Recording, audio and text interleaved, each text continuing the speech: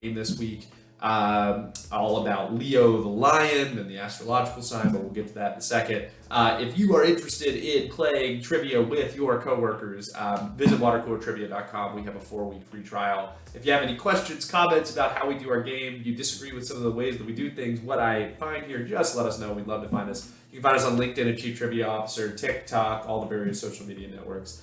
Come find us and say hello.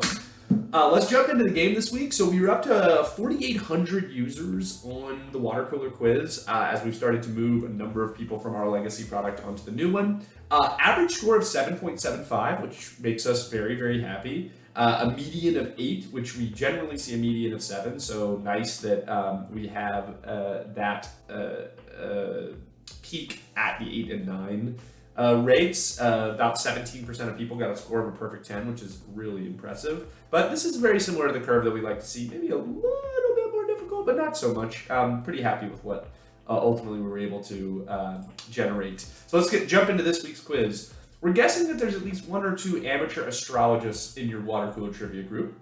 And they'll be the first to tell you that creating an entire trivia round about your own zodiac sign is like the most Leo thing ever. Well, the 5th sign, which happens from July 23rd to August 22nd, is upon us, and we'd be lion, there you go, first pun, if we said that we weren't excited. So let's get off to a roaring start. Other than some outliers in western India, nearly all of the world's wild lions are found in the shrubby sub-Saharan region of which continent?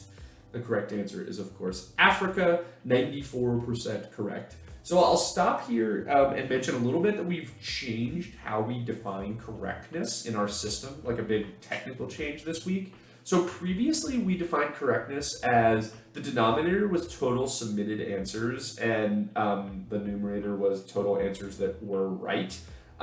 So we've changed the denominator to be total submitted answers plus where people did not submit an answer and left it blank.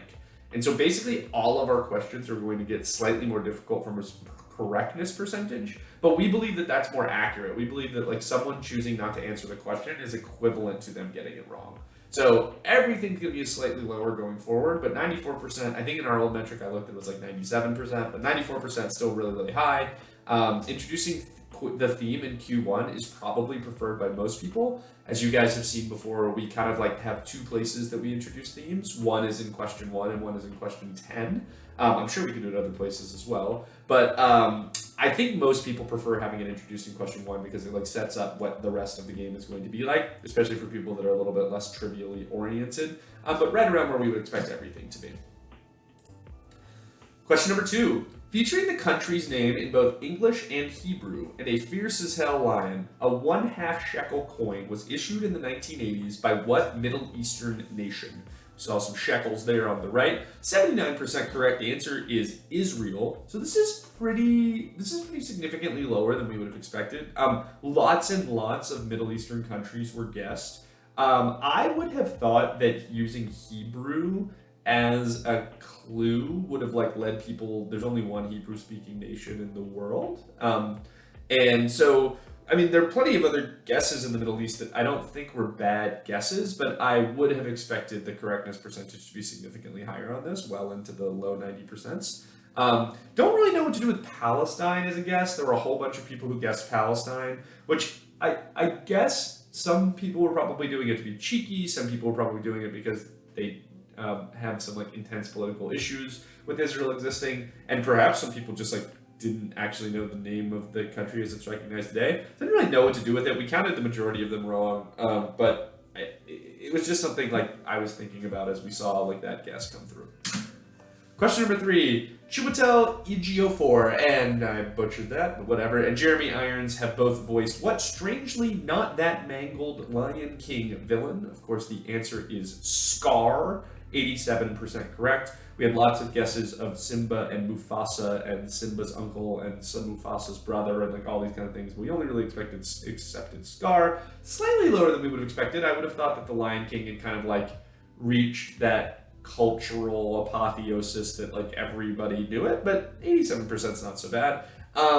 We didn't really give anything to grasp onto, like no Scar like things. We could have done like a Scar face or something like that, but ultimately we just did not that mangled, so it kind of turned into a you know it or you don't. which I guess was fine because we thought more people would know it, but 87% is not bad. Shout out to Tom at CRM Copilot, his amazing guest, Big Paw McGraw. I'm not on the Disney creative team, however, I really found that Big Paw McGraw is a pretty awesome name. So for the next movie, we should make the villain Big Paw McGraw. Question number 4. The Detroit Lions play home games at a field named for what auto company that's released a Taurus model, but never a Leo? So 92% is actually slightly higher than we would expect it. I'm guessing that the Ford Taurus is just an exceptionally popular model of vehicle. The answer is, of course, Ford Field in Detroit. It just was like one of these things where I was like, I guess people know this. I would have guessed that there were far more like Chevrolet guesses or perhaps other car. But 92% correct is pretty awesome. The original version of the question and answer flip. So it was basically Ford Field is where the Who plays. And when the quizmaster was looking at this, he was basically talking about how like too many of the answers were lions, and so we were going to give you lion and then have you produce Ford Field, which ended up being like pretty working pretty well with the Lions logo there on the right. Shout out to Robert at SRI with Ford Field, baby! Detroit born and raised and have seen more disappointments at that field than any other. Ain't that the truth? The Lions are not exactly the most excellent of football teams in the last long while. So shout out to Robert, and I don't know, maybe this season will be different. Question number 5. Cookie Lion, there's a good pun, fought for control of her family's music kingdom on what 2010's Fox drama series that was pretty aptly set in New York? And there's a photo of Cookie Lion, 69% correct. Right where we would expect it. Maybe I thought it was going to be a little bit higher. The correct answer is Empire. We accepted a litany of answers that contained Empire, even though the show is technically a one-word title. So this is one where it's like we added a little bit of leniency to it. If you were a stickler, you would have only accepted Empire, but a lot of people expanded it. I don't think we ended up accepting Boardwalk Empire because that was a completely different show. But yeah, the Empire State, New York, Empire, pretty good question 5. Question number 6. The phrase "Awimwe" is a play on the Zulu word Uyumwe, which means you are a lion. If you were listening to a 1961 classic by the Tokens, I believe it was technically a cover by the Tokens, you'd hear that phrase 64 times as they regale you about the titular lion who does what? Awimwe, Awimwe, Awimwe, Awim in the jungle, the mighty jungle, the lion sleeps tonight. Yes, the lion is of course sleeping. We had a number of people who were upset that we got that song stuck in people's heads, but that will happen.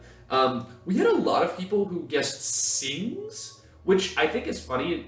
Perhaps this is one of those songs that just like has a lot of misheard song lyrics. The lion sings tonight. I guess a lion could sing. Lions are probably more traditionally known for sleeping than singing, but there were a lot of like very confidently wrong guesses that were sings. So hopefully you learned something when you ultimately saw the answer come through. And then finally, a shout out to Leo at Fossa. I have no idea, but they used the song in the Borderlands 2 trailer. So I went and looked it up, and it turns out that Leo is correct. Borderlands 2 trailer came out in 2012. And I looked on YouTube, and there's in fact a version of the trailer of the game set to this song, a bit violent. But thank you for teaching me something, Leo. I would have never known that, and I hope you learned something about what the song actually was. But there's a picture of the lovely 60s Tokens there. Question number 7. Hey, listen. Link has to burn a tree to reveal a lion's head-shaped dungeon in the first installment of what princess-saving video game franchise? Shout out to the Quizmaster for the hey, listen part of the clue, very inside Zelda. Of course, the answer is The Legend of Zelda, or Zelda. Right around what we would expect, about 80%. I would think that the image helped a lot of people. That's just kind of like a classic image from a Zelda game, and I believe this one was the first one on NES. Lots of questions, including the word Link, which I was really impressed with, and then I realized that we put Link in the question. So not so impressed after I realized that was like probably the most natural thing that someone could guess if they didn't know. I'm wary of video game questions in general. They can be very exclusive. I think to the extent that you see video game questions on Water Cooler, you're generally going to see them very, very famous video games like this one. Question number 8. Tobin Wolfe created what 80s cartoon about the stormy adventures of human-feline hybrid heroes like Lion-O and Chitara? 57% correct. Of course, the answer is the Thundercats. You can see a picture of the Thundercats there on the right, and I believe their weird animal Snarf, perhaps. So this was this week's Velveteen Rabbit question, as like there were lots of people who love and know Thundercats and are like, oh my god, of course the answer is Thundercats. And there were a whole lot of people who were like, I don't even know how I would possibly cut at guessing this, which makes for an okay trivia question. I noticed that in the answers people gave, there were a lot of like like Thundercats Ho included after the guesses. So I went and looked it up. It turns out I believe Lion-O, although I don't want to like be quoted on this, it has a signature phrase, which is Thundercats Ho. I'm probably not doing it right. But there you go. I want to shout out one answer that was correct. I need it's Thundercats. Can we have a question about the Sword of Omens or something? So I'm guessing the Sword of Omens is a weapon that is wielded by one of the Thundercats. I didn't look that one up. And I wanted to just tell that person that it's almost certain that we will not have a question about the Sword of Omens, but I appreciated the request, and you should know that we heard you. Question number 9. A lion holding a sword, not the Sword of Omens, appears on the logo of Ceylon Tea, as well as the flag of what teardrop-shaped Indian Ocean country that exports the product? 51% correct. There's a picture of the flag of Sri Lanka. Pretty surprising that it was this low. People are pretty good at geography questions. And a lot of people guessed Ceylon, which I guess is the more colonialized name of Sri Lanka. That's why the tea is still branded that way. I believe it is the #1 exporting tea country in the world. So I didn't accept Ceylon. A lot of people guessed India, which isn't a horrible guess, but not exactly in the theme of what we would have expected. Also, India's flag is like pretty well known. I don't know, does it have a lion on it or not? The most common and funny one guess was Sierra Leone. Like a ton of people guessed Sierra Leone, which I guess sounds like Sri Lanka. So perhaps people were like, oh, it sounds like this, so it must be that, which I don't know. It seems like not so wrong. But the answer is, of course, Sri Lanka. It turns out Sri Lanka is in the midst of like pretty strong political and economic upheaval right now, which was not the reason we asked this question. But if it caused you to go look up what was going on in the world, then hopefully you learned a little bit about how the world works. And finally, question number 10. Fortitude and patience are the two stone lions guarding the entrance to the Bryant Park location of what New York City institution? That, of course, is the New York Public Library. I believe there's the Schwartzman Building at the New York Public Library. 62% correct, right around where we want a Q10 to be. This one, the category actually was well-read wardens. So someone could have looked at that and intuited that it was a library. We accepted all forms of library. So it's like if you said library, free library, public library, like any of that worked, unless you enumerated an actual library that was in fact not the New York Public Library. So a couple people said things like Central Park Library, Library of Congress, Rockefeller Library, Carnegie Library. Like we didn't end up accepting those because those are libraries, but just like not libraries that this was. But if you said library, then we accepted it. Really great place if you ever make it to NYC to visit. Bryant Park is beautiful, and the library itself is gorgeous, as are the lions. So here's the question by question correct percentage. Pretty happy. You can see Empire was a little bit lower than we would have expected in that general flow downward. Nothing too hard, nothing under 50%, even with our new way of calculating the questions. So once again, there you see that big chunk around 8 and 9, and a lot of perfect scores. Once again, I'm Eli Robinson, I'm the Chief Trivia Officer here at Watercooler Trivia. You can always stop by to play trivia with your coworkers, watercoolertrivia.com. You can find us on LinkedIn, TikTok, all the various social media platforms. And if you ever want to chat trivia, you know where to find us. We'll see you next week.